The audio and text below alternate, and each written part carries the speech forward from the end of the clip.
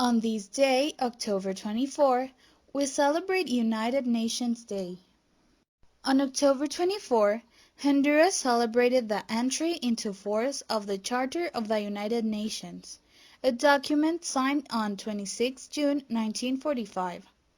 It all began on July 12, 1941, when the London Declaration was signed by the representatives of the United Kingdom, Canada, Australia, New Zealand and South Africa, as well as the governments-in-exile of Belgium, Czechoslovakia, Greece, Luxembourg, the Netherlands, Norway, Poland, Yugoslavia, and France.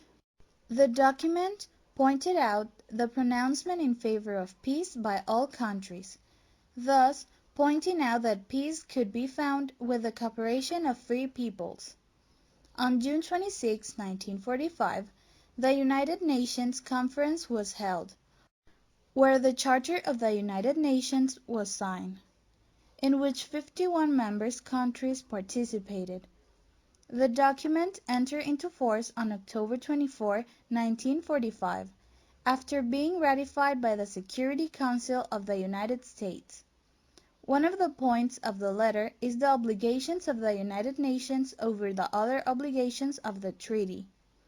The Charter of the United Nations was the result of a process that had been going on for several years and then of various international treaties such as the law of war, maritime law, border law, and international law, signed in the late 19th and earlier 20th centuries.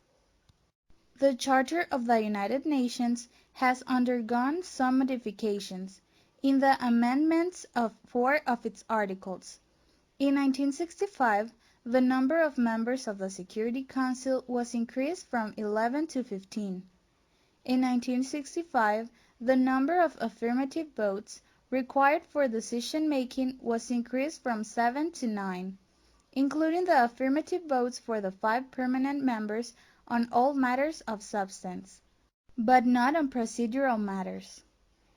In 1965, the membership of the Economic and Social Council was increased from 18 to 27, and in 1973 from 27 to 54. In 1968, the number of votes required in the Security Council to convene a general conference to review was increased from 7 to 9, the Charter. This was a day in the history of Honduras.